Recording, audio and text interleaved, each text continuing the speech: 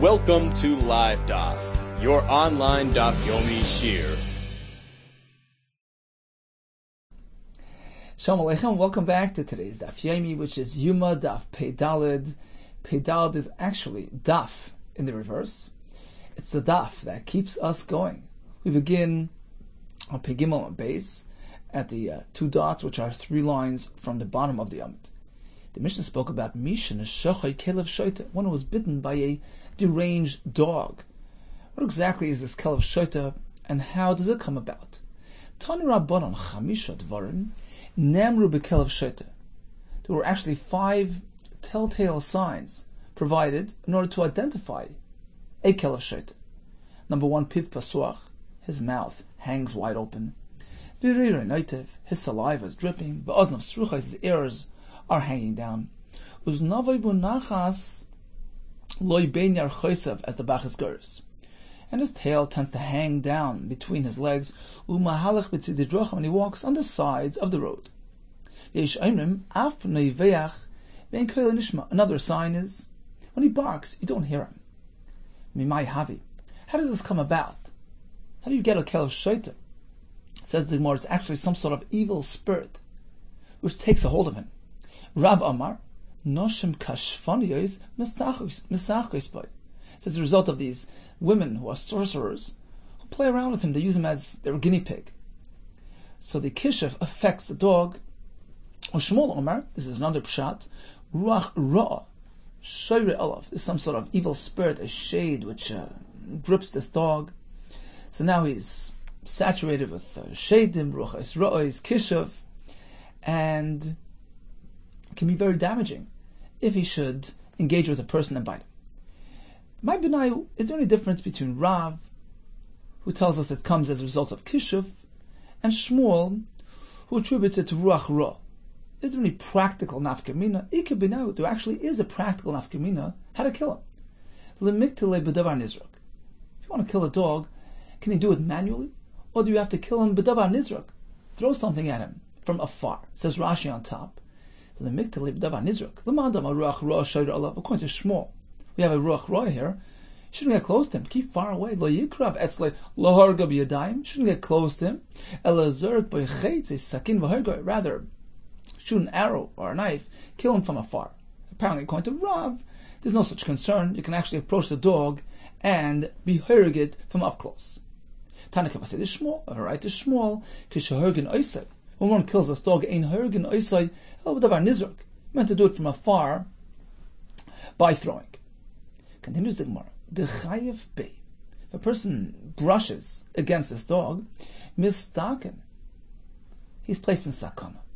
The nachasle, if the dog actually bites a person, mayis, this person will die unless he immediately applies the formula which the Gemara will describe soon. Goes back to the Gemara, the chayev bei mistaken, if a person rubs against this dog, his life is now in danger. Maitakante, what should he do as an antidote? Nishlach mane, he should take off his clothing quickly, even near it, and run away from the scene. Apparently this mitigates the sakana by removing the clothing. Perhaps it means the outer clothing which came into contact with the kelef. In any case, removal of clothing and running away is the appropriate response to a person who rubs against this Kelev Shoita, as we find in the following story involving Rav Huna Breder of Yeshua. Chav be'echad minai, one of these dogs brushed against him, b'shuka, out in the street. Shalchinu le'mane v'roid. He immediately took off his clothing and took off. Ha'amar, he said, ki yamti ba'atzmi, I fulfilled in myself the pasuk, ha'chachma t'chayev ba'aleh. One's wisdom can actually keep him alive. I was saved. The fact that I knew how to respond to that situation. Furthermore, the nachas le'mayis, a person who is bitten by this dog will die. Maitakante, what should he do as a solution?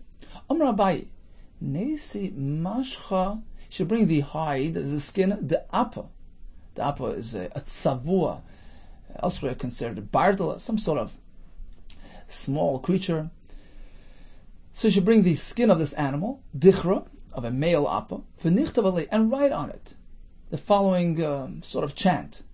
Apparently this is a skula, which will mitigate the effect of the shade of the rachra. He'll write on this skin as follows: Ana, myself, meaning he'll write his name, Planya bar Palnisa, right? Reuven ben Rach, Amashcha de apa dichra, on the skin of an apa dichra, of a male apa, Kesivna aloch, I'm writing on you, Kanti klirus. This is some sort of chant which serves as an antidote to the effect of this kelev shoyte. I'm going to summon a different version that he writes, Kandi klirus ka ka ka Hashem tzavakis. Amin sela.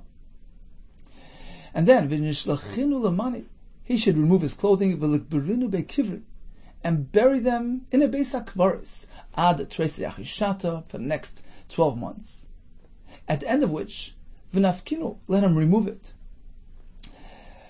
Dig out the clothing v'niklinu b'tanura, and burn them in an oven v'nivderinu lekitme, and take its ashes and spread it out a parshas drachim at the crossroads. And all throughout these 12 months, he must be careful. When he drinks water, he shouldn't drink it directly out of the kli, in which case he might actually see his reflection in the kli. Rather, he should drink it from afar, from a distance, rather by using a guvsa, a straw, the nechasha of copper, a copper straw, so he drinks it from afar. Dilma, because if he drinks it directly out of the kli, he might actually see chazi, might see bavua the shida, the reflection of the shade, which is now, which took hold of him. So he might see that reflection in the water, which can endanger him. So rather, he should drink from a distance. Kiha, as we find in the story, the Abba bar Marta, who was actually also who Abba bar Yumi, when he experienced this condition of the Le'ime, his mother fashioned for him guvsa, a straw, the dahava made of gold. The Bach adds the words v'itzi, and indeed he recovered. V'oid Amar Rav Masya. In the Mishnah we speak about one who was bitten by a kelev shoyte, and Rav Masya ben Chorish tells us the way to respond is by feeding the victim mechatzar kovit sheloi, a section of the liver of this kelev shoyte. The Rambam learns it's sort of a skula, derech ha-skulos, and the doctors apparently would do this thing. And according to Rav Masya ben Chorish, it was mutter, despite the fact that you're feeding him something which is not kosher. It's mutter. Chachamim disagree. And again, as the Rambam explains, it's not really something clinically proven, it's not something scientifically understood, it's derech ha-skula. It doesn't really justify. Feeding him something not kosher is not allowed in this situation. So according to Chachamim, no. According to Rav Masya ben Chorish, yes. And the Mishnah added another machlekes, another discussion. Rav Masya ben Chorish says, if one is choishesh begroinai, he's experiencing some sort of oral ailment, you can apply some sort of medicine, some sort of formula to alleviate that concern. Says the Gemara, Rabbi Yehuda Kessler, Rabbi Yehuda experienced this condition, this oral ailment called tzavdina. Azal Gaba, he went over to this Dahi Matronisa, to this non-Jewish woman, medical expert of the Lady Milsa. She prepared for him this formula to apply to his oral condition. Chamsha, she did it for him on Thursday, he applied it. Umali Shabsa, she did it on Friday, he applied it. Now, Shabbos was coming. Amar Allah, he turned to her and he said, B'Shabbos Mai, what am I going to do on Shabbos? I'm not going to come to you, I'm going to be busy, give you my shi'urim, my talmidim, I'm going to keep me away. What am I going to do on Shabbos? Amar Allah, she says to him, don't worry. Thursday, Friday took care of it. You won't need it anymore on Shabbos. Imat strichna, Mai.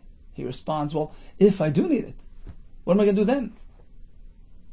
Amar Allah, so she told him, look, I'll make a deal with you. I'll reveal to you the secret of my trade. If you commit with a shvua, then you keep it a secret. Ishtabali, swear to me, deloy megalis, that you don't reveal it to anybody. So Rabbi Yehuda responded like this. Ishtaba, he swore, and he said, Lelakadi Yisrael, loy megalina. He misled her. She thought he was using Hashem's name to commit himself with a shvua, to keep it secret, but what he had in mind was Lelakadi Yisrael, loy megalina. I'm not going to reveal it to Hashem. but I will reveal it to others. In fact, Nafak, he went out, Darsha Pirka, he publicized it at the shir. Says the Gemara, how can he do that? Didn't he commit himself with the shvua to keep it secret? No. Israel, megalina. All he said was, I'm not going to reveal it to Hashem. But to everybody else. To Am Yisrael, I will reveal it. Says the Gemara, Hashem. Fine, technically, he wasn't over. But she thinks he was over. Rabbi Yehuda, such a tzaddik, should negate his own word, his own shvua, to Chilul Hashem. And says the Gemara, he told her ahead of time. As soon as he made that alleged shvua, he turns to her and he says, I just wanted to know what exactly I had in mind, and I'm going to reveal it. This way, she didn't think he was being over on a shvua. She was quite upset. But technically, he wasn't over on a shvua. And the question begs to be asked, how? How could he go ahead and reveal something? A trade secret confided to him by this matronisa. This was her business. I was discussing this morning with Shlomo Miller in the Kollel, and he said that it's well known in the medical field that they frown upon a person who comes up with some breakthrough, some sort of research that produces some sort of medical solution that can benefit civilization. If he keeps it, if he hoards that information, they frown upon him. He meant to publicize it, sure. If it's parnasa, get a patent and get your royalties. But to keep that information private, he said there was a story of the doctor who came up with some sort of formula, some sort of procedure regarding making childbirth easier, some sort of tongs, and he refused to reveal it to others, and they looked down upon him. You want to keep that secret, keep it from everybody, and have the secret go along with you when you pass away. You meant to publicize it for the sake of public te'elis. And in fact, Rabbi Yehuda felt that this is one lady who knows the secret and she doesn't want to reveal it to others. It's inappropriate, and the correct thing is to publicize it, as long as he's not being over in a shvua or creating chilul Hashem. So indeed, he revealed it. And what? What is the secret? My Abdaleh. What in fact did she make for him? What was the secret recipe? Amar of Achaber Dar Ami Meisoir. It was a concoction with the following ingredients: juice from soir, which is sourdough. Some say we're speaking about. I saw someplace up Shada about barley. It appears that it's soir. It's a sourdough, some sort of mayim from that soir, together with shemen zayis, olive oil, umelach, and salt. Rav Yemer Omar, he had a different pshat, soir gufei, the actual soir itself, mixed with shemen zayis, umelach. Rav Asher Omar, he had a different approach. It was mashcha, the oil found in this feather, the gatva, in the feather, the avsa, which is found at the tip of the duck's wings. So that oil provided the solution to this ailment. Amar Abaye, Ana Abdi Lakulu. You know what? I did everything. V'lo yitzoi. I wasn't healed. Didn't help me. Ad Amar li Autaya, until I met this Ishmaeli Soicher, this Arab merchant, and he told me, this is what you should do. I see kashiaisa. Bring pits, the zesa of olives, olive pits, to loimolu tilsa, from olives which had not yet grown a third, so small, unripe olives. Take those pits, vikal inhu benura, burn them in a fire, amar chata, on a fresh new hoe, va'adbik, and take the ashes and apply it bikachi, kachi is teeth, duri, rows, and on the rows of your teeth, avdi hachi, and I tried it, vitzoi, and it worked. How does this safdina condition come about? Michamimi dichiti, by one eating wheat bread made from wheat flour, but over hot, chamimi, too hot, umeshiyuri, and from the leftovers of kasa daharsana. That's a dish made from fish and flour. So shiuri, if it's left overnight, it's spoiled. Eating that generates this safdina, this dangerous condition. Umay simone, what is the telltale sign of this condition? Kadrame midi bekache. If one places something bishina by his teeth, in his teeth, va'asadama, and it generates bleeding mi bei dari from between the rows. So there's bleeding amongst his teeth, and that's an indication of this dangerous condition. Rabbi Yochanan ki chosh b'tzavdina. There was a time where Rabbi Yochanan was gripped by this ailment. Avad hachi b'Shabbos, and it was on Shabbos, and he followed this formula that he learned from this Isha. Apparently it was at a different time. V'itzi, and indeed, it provided the remedy for him. So even on Shabbos, he did refuah for this condition. Generally, you don't do refuah on Shabbos. It's a drabanan. It might come to shchika samamanim, grinding ingredients, which is teichen. So unless it's a serious condition, I'm meant to do refuah on Shabbos. Rabbi Yochanan, hechi avid hachi. How is Rabbi Yochanan allowed to do this on Shabbos?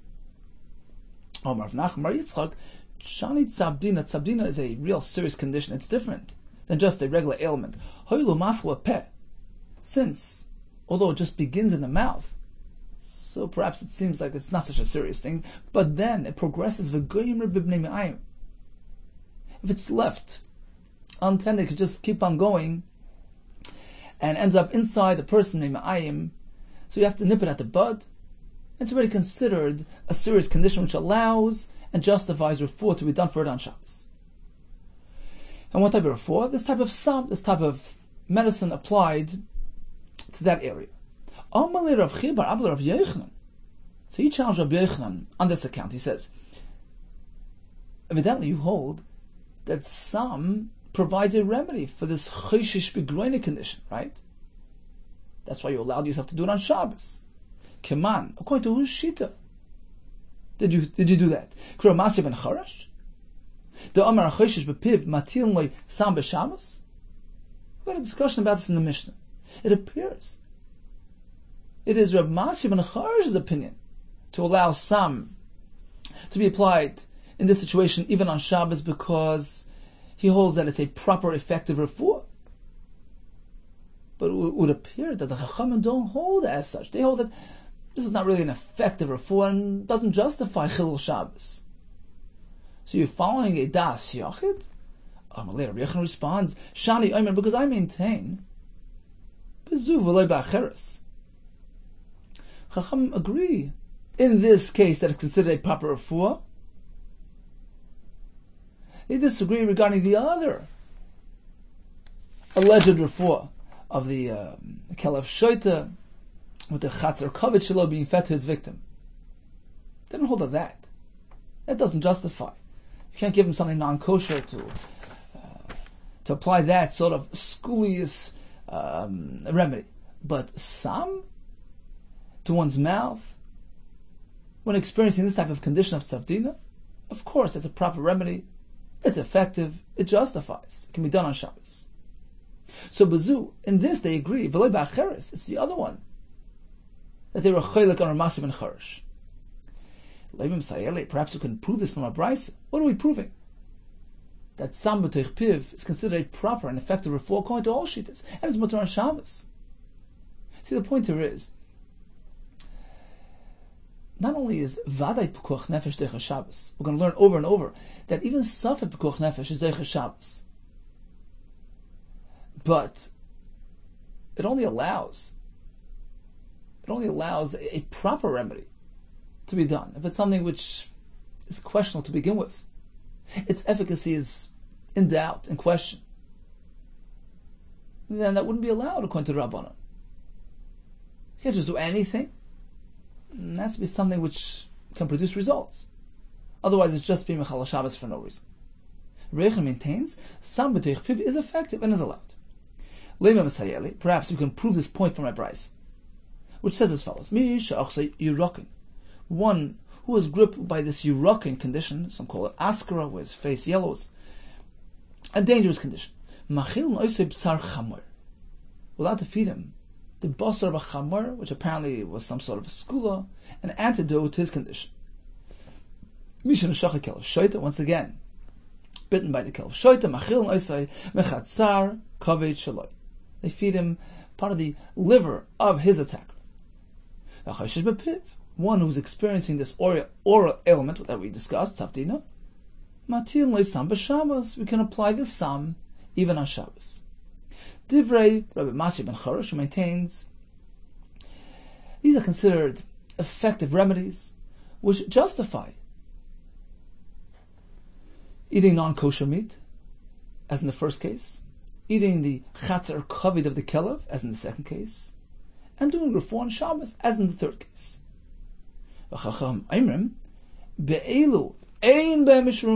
We disagree. These that you mentioned are considered effective refuahs, and it doesn't justify. What does be'elu mean? These, as opposed to something else, which is okay. Be'elu l'mutei mai. What are we coming to exempt? Meaning, what's the one that they agree, that they all agree on? My love l'mutei sam. Perhaps they were coming to mind the last thing. The first two that you mentioned, we disagree with. That's not considered a proper refuah. Rashi says, Einzu refuah gemur, lavar alein var Torah. We don't agree with those first two. Feeding the bsar chamar to the Yerakin fellow, feeding the chatzer kavid of the dog to the one who was bit by that dog. On those we're chaylik, be'elu ein be'em mishum refuah. But on the third one, we agree.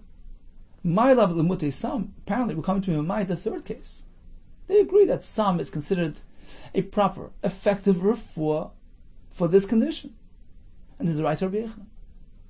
Loi l'mutei makizin dam l'srunchi. Perhaps Chachamim meant to be chalik on all three items mentioned by Rav Masya. Which is the one that they all agree upon? It's a fourth case. The halacha of makizin dam, you can let blood l'srunchi from a fellow who's experiencing the srunchi condition. That's considered a proper refuah. And there they agree, can be done even on Shabbos. But perhaps when it comes to sam b'teich piv, it's not considered effective. And therefore it's asur on Shabbos. Hachidam b'stavra. I'll prove my point. That they're moida to Rav Masya when it comes to makizin dam only. The Sanya shloisha dvarim omer b'shmo Rabbi Yossi. Sheshama mishum Rabbi Masya ben Chorosh. There were three things quoted in the name of Rabbi Masya ben Chorosh. Number one, makizin dam l'surunchi b'Shabbos. Here it is. One who is experiencing a surunchi condition. Actually, this is the askara. So they go ahead and they let blood from this fellow. It's considered a proper refuah, which justifies even chilul Shabbos. Umish and a kelev shoite. One who was bitten by this stray dog. Ma'achil and oisoi mechatzar kavit shaloi. You can feed him the liver. V'choishesh bepiv. And one who's experiencing this mouth sickness, matil noich sam b'Shabbos. They can apply this sam even on Shabbos. This is who speaking? Rabbi Masya ben Chorosh.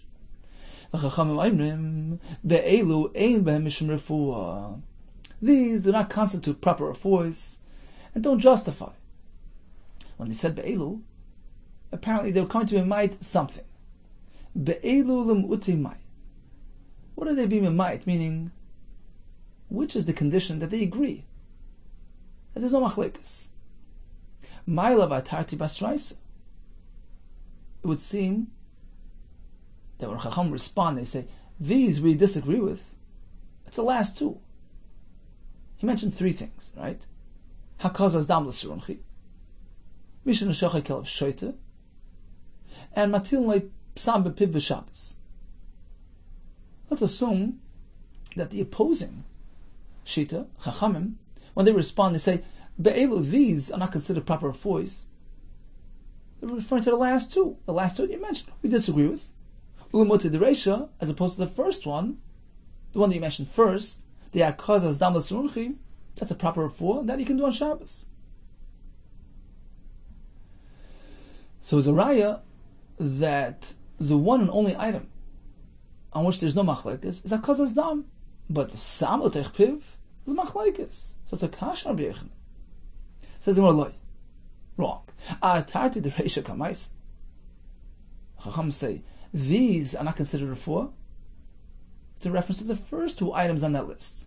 Hakazas dam, kelev shoite, ulumuta the safe, as opposed to the last one on the list, which is sam l'toich piv. That's mutter, even according to the Rabbanon.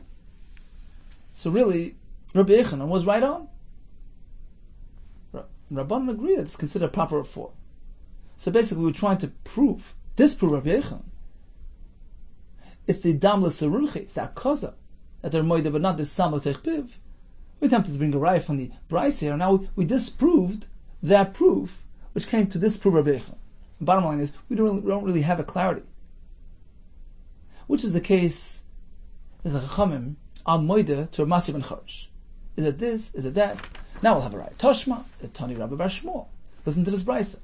Urba sheiricha, the expectant woman, had a reyach which aroused a craving. Machil oisa ad shetoshav nash. We can feed her on Yom Kippur until she gets back to herself. Umish and a shachai kilev shoyte. One was bitten by a deranged dog. Machil oisa mechatzar kovet sheloi. We can feed him the covet of the dog. V'choshish bepiv. One who has this oral infection. Matil loisam b'Shabbos. We can apply the sam to the infection. Divrei Rabbi Yossi, who's quoting who? Sha'amar mishum Rabbi Masya ben Chorosh. So 3 cases. Urba shehiricha, kelev shoyte, samotech piv. It's all considered proper affords which allow, whether it's chil Shabbos, feeding him kippur, feeding him something tummy. Chachamim Aimrim bezu. We agree with you regarding one, this one. It's a proper afford, you can do it. V'loi ba'acheres, but not on the other one. Now it's undefined. What exactly are they being made to? We have 3 cases. Which one? Bezu ahai. What's the word bezu referring to? Ilema ubra. Perhaps the first one on the list, the expectant woman. Pshita, of course. There's no machlekes by the ubra. Ubra mi'ikal amad amad aloi. Is there anybody that disagrees? We have a stam mishnah. Ubra shevich can be found in kippur. There's no machlekes there. They don't need to be made to Rav Masya. It's not a subject of machlekes. It's not a point of machlekes. So that's partial. They can't be referring to that. Elalava sam. Apparently, when they said, we agree with you on this, it's the last one that he mentioned. You can place the sam in one's mouth. And it's considered proper for Shmamina, so that's a raya. Chachama moida, and it's a right to Rabbi Yechon, who applied the sam, the teich piv, even on Shabbos. Rav Ashi Amar. Take a look at the Mishnah. Masis namedeka. The wording in our Mishnah is also certainly indicative of such. The Chachama moida. Sam teich piv is permissible. Mishnah begins by discussing the fellow who was bitten by the dog. And according to Rav Masya, he's fed the chatzar kaved, the non-kosher meat. Chacham disagree, it's not considered a proper affor, not allowed to. And the Mishnah adds that Rav Masya ben Chorosh will present another halacha. So the wording in the Mishnah will tell us that there's no machlekes. Masis na medeka v'oid amar Masya ben Chorosh. Hachoshish bepiv, if one is experiencing this oral ailment, ma'atil lo sam b'Shabbos, we apply the sam, that's it. There's no opposing view brought. V'lo pligi rabbanon alei, where the rabbanon? There's no machlekes. V'im isa the pligi rabbanon alei, if it were so, the chacham acholik on this case, they don't allow samotech piv, where are they? Why don't they state their opposition to Rav Masya ben Chorosh? L'Ravinu, l'Snenu. The Mishnah should have bundled both halachas together. One who was bitten by Kelev Shoyte, can he have the Chatzer Kaved? According to Rav Masya ben Chorosh, yes. One who was Choshish, the Piv, can he have the Sam B'Shabbos? Yes. Divrei Rav Masya ben Chorosh. And then the Mishnah should have brought the Rabban, who opposed both things. L'Ravinu, we should mix them together. V'lis Ninhu, and present the halachas together. V'lif l'Gurabban b'Seifa. At the very end, Chacham should come back and say, no, these aren't allowed. The fact that the Mishnah presented it differently. In the case of the Kelev Shoyte, we have machlekes.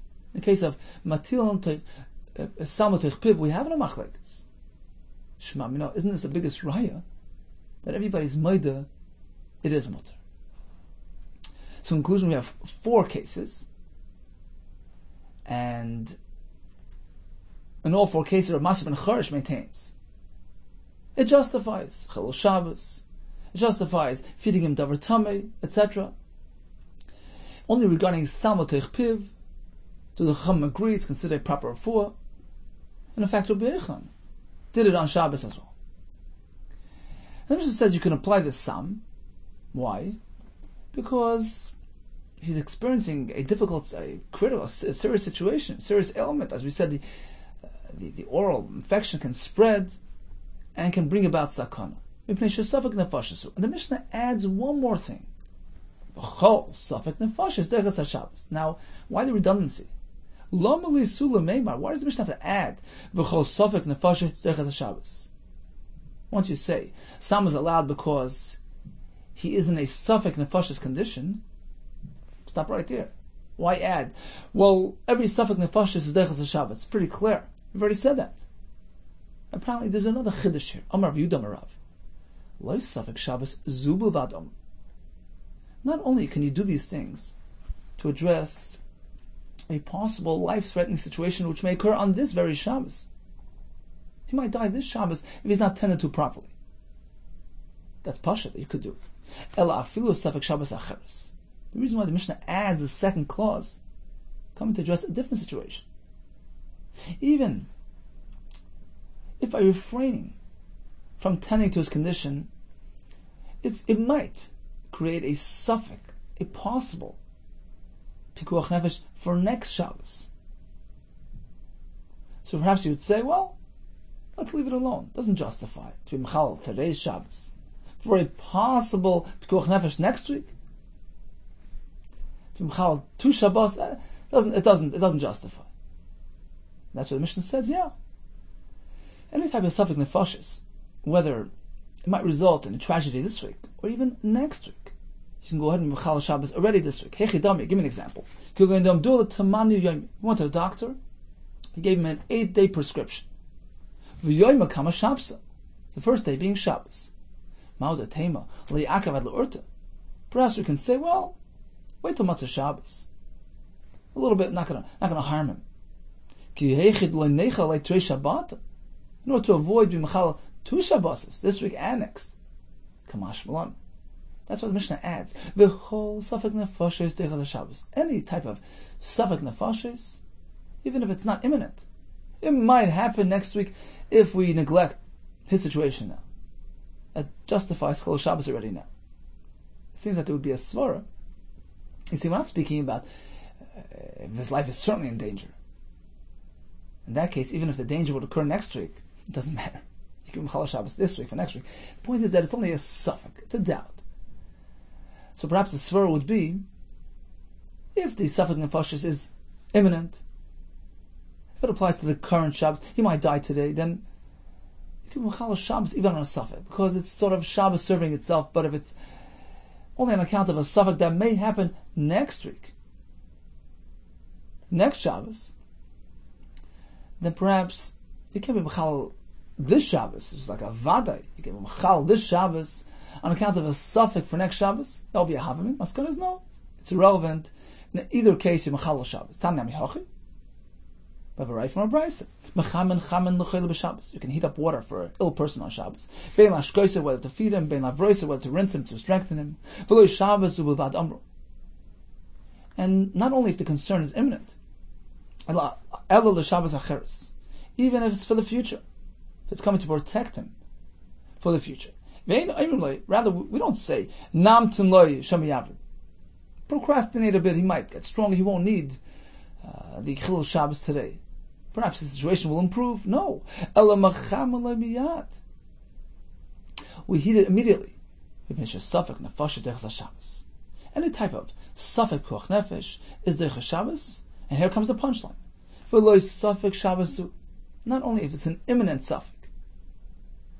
Well, if he's ignored, he might actually die today. Not only then, even if it's a suffix which relates to the future, well, you might say, well, you never know. His situation might improve. It doesn't necessarily justify Chilul Shabbos today. Leave it alone a bit. It might get better. No. We proceed and we tend to his needs. Says the Brayse, Ve'ein oisen dvarim halol. All these things, whenever we tend to an ill person, we tend to his pikuach nefesh needs, we don't do it through goyim. V'lei al yedei is a gerson, the grua ktanim. We don't send the goy to take care of it. Don't send the katan. Ella, rather, who does it? Al yedei gdol Yisrael. We have adults doing it. Someone gdol Yisrael means Gedolim, tzadikim, chachamim. Why? We don't want to send the wrong impression here. We don't want to create a false message that it's something not really, it's meant to be avoided. So we'll send a guy, a katan. No. I want to make that statement. It's pekuach nefesh. We're happy to do it. It's a mitzvah. Gedolei Yisrael will do it. In which case, in the future, nobody will hesitate. Wait around till they find a guy, till katan. No, this makes a statement as to the importance, the chashivas of what's going on, which will generate enthusiasm in the future. Whenever somebody encounters such a situation, don't hesitate for a moment. Go ahead and save one's life, even on Shabbos. We don't go ahead and tend to pikuach nefesh based on an opinion of somebody who is not really qualified. We don't listen to the isha or the guy, meaning somebody who's not an expert, not qualified. Use an example, an isha or a kuti who perhaps is not so well versed in this type of situation. We don't listen to them, meaning they don't really create a doubt in our mind. They can't really generate a need. We're not going to be Mechal Shabbos based on that opinion, but they can be mitzaref l'dei acheres, meaning independently, we don't rely on their advice. It doesn't justify Chilul Shabbos. Even if they say this person needs, we don't listen. But they can go ahead and be mitzaref. They can offer their support to somebody else. The Bach explains, suppose you have two people who are saying, this person's situation is not so critical, it doesn't justify Chilul Shabbos, it's not an emergency. We have one person opposing them. It is important, it is critical. So really he's 1 against 2, and he's batal. Now we can use the Isha or the Kuti, who's generally not to be relied upon. In this case, if they join together with this individual, now it's 2 against 2, it's a balanced equation. We say Safek Nefashas L'Hakel, and we proceed. We get involved in saving lives on Shabbos, even at the expense of a malacha. The quicker you do it, the better. There's no need to go ask a Rav, to go ask Bezdin. Whether this situation qualifies, whether it justifies, you see a case which in your mind is a Safek Pekuach Nefesh, go ahead and save that person. Now, Ketzah, for example, he notices a child dropping into the water. Go ahead and drop the net and bring him up. The more zoris, the more praiseworthy. Don't need to go ask Bezdin. Kasha is, once we say Harzoris, Harizem Shubach, hurry up. Isn't it obvious that there's no need to go ask for Shus? Why the redundancy? The Chiddush is, says the Brisa, the Gemara. Va'avagav the Kotzayit Kavri. The reason why the Brisa adds that additional statement, there's no need to ask for Shus. We're coming to address a case where he's going to have personal benefit from it. When he spreads that net out to bring up the child, he's going to catch some fish. And he has benefits. He could use the fish. So I would think, well, maybe that's something you have to ask Bezdin. No. Rest assured, you can go and do it. You're being matzal nefashis. So even if some fish come up, by the way, that's okay. Next example in the Brisa is Ra Tinik Shnafel Bar. He notices a child falling into a bar, into a manhole. You can go remove some of the earth around the top of the bar to lower the level, which will afford you access to the child. Again, the same question. Why the redundancy? Once you say Zoris Meshubach, of course, there's no need to ask Rishus. The Chiddush is even if he's benefiting from it. Avagav the Masakin Darga. When he removes that dirt, he's actually fashioning a step, which is malacha. It's okay. Because your primary interest here is to save a life. Next case. Ra Shanina Lodelas. He notices a door slamming shut in front of the child. Now the child is locked behind that door. The child is petrified. He can die from fright. Shevra u'moitzia. You can break that door and take the child out. Va'azoris, again, va'azoris, as a meshuvach vein tzorach litol rishus bezna. What's the chiddush here? Va'afagav dekam mechaven lemidvar bishifi. Even though when he's breaking that door, he's fashioning boards, which he needs, which he can use. Still, it's mutter. Next case, machaben, one can extinguish a fire if it presents sakonos nefashos, mafsikin, or you can create this barrier with kalim filled with water around the fire, on account of a fire. What's the chiddush here? Even though when he places the kalim around the fire, what is he doing? He might be straightening out some of the coals, which will make for easy and convenient use on Motzei Shabbos. Don't worry, it's mutter fatzolas nefashos. Now, why does the Bryce have to give you a list of 4 cases? Is there a chiddush in each one? Utzricha on each one is needed. Yam. If the Bryce would only mention the case of the tinek falling into the yam, I would say, yeah, over there, don't go to Bezdin to ask your shaila. Just go ahead. Because while you're procrastinating, it might be too late. You might slip away and get lost. So therefore, just jump into it, even though you're not sure. Is it really a sakana? Is it not a sakana? Just go for it. Aval bardika yosef, but in the case of the pit, where the child is there, you're not going anywhere. Malay, perhaps don't proceed so quickly. First, ask a shaila. Is this situation qualified? No, it's tzricha. That's why it's needed. The Brisa tells you, no, don't procrastinate. Don't take your time. You have any doubt in your mind that it's a life-threatening situation? It justifies. Just go for it. V'yesh min bar, had the Brisa just mentioned bar, I would say mishum lekam mivis, because the child is frightened down in the pit. But in the case where the child is locked behind the door, over there perhaps there's an easy alternative which will avoid chilul Shabbos. Efshad yosef by gisa, have him sit on the other side of the door and distract the child, or mishabashle, distract him by banging some nuts together and keeping him busy and distracted in that manner. Perhaps you should do that rather than breaking through that door. It's tzricha. That's what the Brisa tells you. No, even in this case, don't take any chances. Break through the door and extract the child. The Brisa spoke about machaber mafsikim pnad leika. Normally, what is the chiddush here? Put out a fire, block the fire. If it involves pikuach nefesh, of course.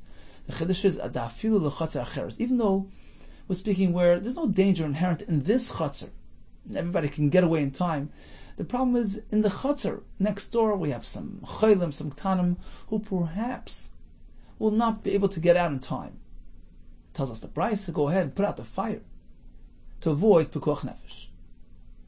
So in summary, we learn that even the suffix pikuach nefesh is deiches Shabbos, and even if the suffix isn't really imminent, it's something that might happen down the line. Go ahead, imchal Shabbos today, on account of the future. We don't say, well, let's wait, perhaps it'll get better.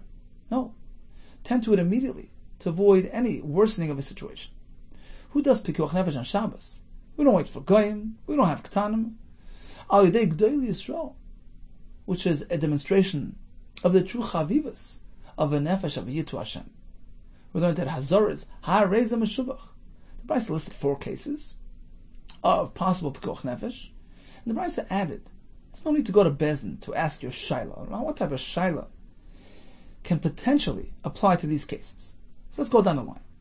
In the case of nafa tinik yam, we say peris mitzuda to bring him up, even though there's some fish going to be coming along with that net. Nafa tinik bar, you take out a chuya, a layer of earth, in order to give you access to the child, even though he's forming a step there. And ala delos b'nei tinek, break through that door to get him out, even though he's fashioning boards. Machaber mafsagat leika, even though he's going to be flattening out those coals, while he places the kalim around the fire, which might benefit him in the future. It's okay, go ahead. You're doing it for pikuach nefesh. Continues the Gemara, Amar Rav Yosef, Amar Rav Yehuda Mashmol. V'yholchu b'pikuach nefesh acharev. Just as we learned earlier, Suffolk nefesh is deiches HaShabbos, even if there's a rive telling you, there's no concern. Doesn't matter. Even a small chance, a slight chance of pikuach nefesh justifies chilul Shabbos, and it's a mitzvah nachiv to save that person. Hey Chidami, well, what are we speaking about? So the Gemara will present a case where a building collapsed on somebody. We're not sure who he is, a Yisrael or non-Yisrael. And Shmuel comes to tell us that even if you have a rive telling you that it's not a Yisrael, you still proceed and try to save the person's life. Hey Chidami, what are we speaking about? A group of people walking by a wall, and he noticed the wall collapsing on one of them. Don't know who he is. There was a group of people there, which consisted of 9 Yisrael and 1 Kuti. And one of those people ended up underneath that pile of rubble. Well, in that case, it's Pashat, Ruba Yisrael Ninu.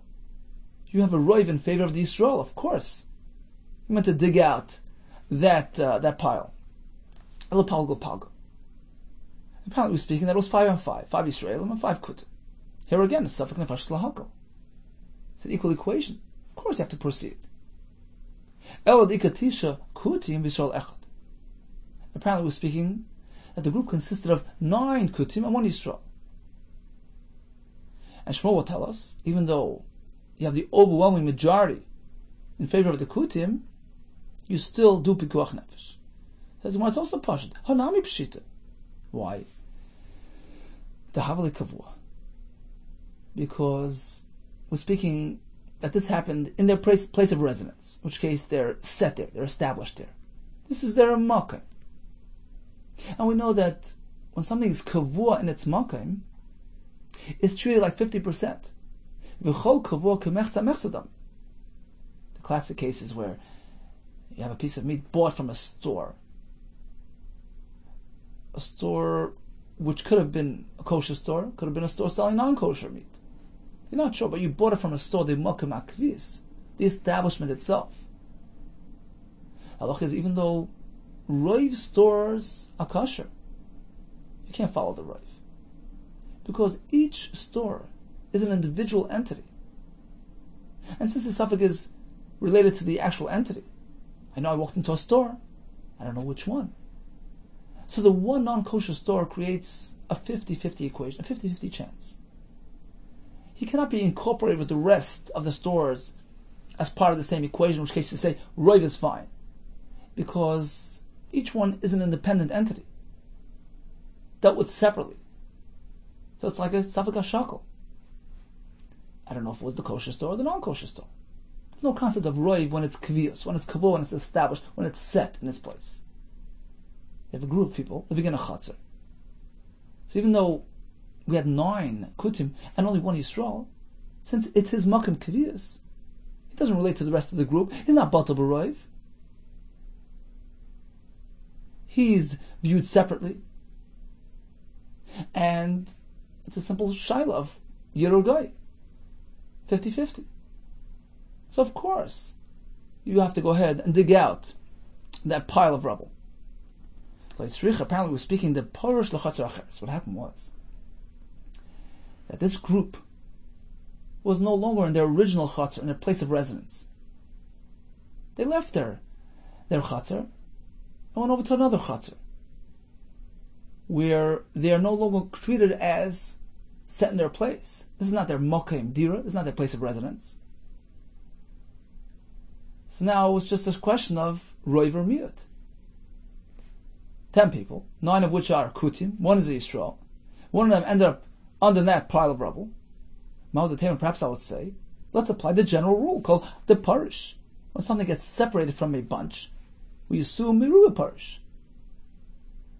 He was separated and he identifies with the majority factor of this tarevis, of this mixture. When it's in the Makim Kvis, he's in his source, he's in his store, he's in his place of residence, that's Kavur. We learned from a pasuk, we don't apply Roiv. But when we have just a plain group of people in some random chatzar, we treat it like any tarevis. And we assume that the one person who's separated from the bunch and ended up beneath that mapelis belongs to the majority. In this case, it's Kutim. There's no need for Pekuach Nefesh here. There's no need to Mechal Shabbos. Kamash Shmuel. That's why Shmuel is coming to tell you. The Lo Yeholchu Pekuach Nefesh Achar Roiv. When it comes to Pekuach Nefesh matters, we don't follow Roiv. Even a slight chance. In this case, it's 1 out of 10 chance that it's Yisrael. That is sufficient to justify, to be machayiv, to try to help him, try to save him, and even the expense of Chilul Shabbos. Says Gemara, is that so? Rabbi Yehuda tells us Tisha kutim, Yisrael echad. You have a group, 9 kutim, 1 Yisrael, and the Mapilas collapsed on one of them. We don't know who it is, Yisrael or Kuti. It depends. But Oisa Chatzar, if they're in their original Chatzar, in their place of residence, in which case each one has a din of Kavua, and although it's only 1 out of 10 a Yisrael, Mefakhin, you have to go and dig out the rubble. Because Kavua is like 50-50. However, B'Chatzar Acheretz Ein Mefakhin. If they're in a different Chatzar, not in the place of Kviyas, you follow Raiv. And since it's Raiv Kutim, you're not Mefakech the Gal. It's a Kasha and Shmuel. The Kasha, the answer is, Ha the Parashu, the Parash Kulu. Rabbi Yehuda is speaking, Shmuel is speaking, when the entire group left their Chatzar of residence and went into the next Chatzar. In which case you know with certainty that the Yisrael who was amongst them entered that second Chatzar. So as Rashi says, that Chatzar was his chazik with the Yisrael. You know with certainty Yisrael entered that area. Says Shmuel, even though you have a roiv which lead you in the other direction, most likely, most probably it was a kuti under that rubble. You don't follow roiv, in fakir sagal. But that's only because the entire group transferred into the next chatzar, in which case you know the Yisrael ended up there. Ha the parish miktasayu. Rabbi Yehuda was speaking where only a portion of the group transferred into the next chatzar.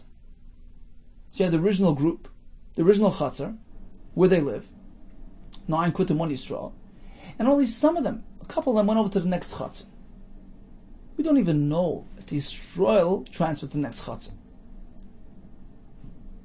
So since you don't even know whether the Yisrael was there to begin with, we follow the Rav and we say, most likely, it was a kuti who went over to the next chatzar and was buried beneath the rubble. Let's go over to Rashi, in the first wide line. Ha de parish kulu. When they all transfers, we say, since we know with certainty that Yisrael was present in that second chatzar, where the building collapsed. You have to even fakech the gal. Denied, even though they moved out of their original position, they're no longer in their place of residence. That's Shmuel's chiddush. We don't follow Rav. Since we know with certainty that Yisrael was there at a certain point in time, that requires us to be chayshish. Perhaps he's under the rubble. Rabbi Yehuda was speaking, only part of the group was transferred to the next chatzar. We don't even know if Yisrael ever ended up in the second chatzar. In this case, it's more lenient. Since there isn't any chazak telling us that Yisrael was there, we follow the simple formula, the general halacha of Rav. We assume that most likely it was a kuti who was in the second chatzar, and he ended up beneath the rubble, in which case we're not mefakech that gal b'Shabbos.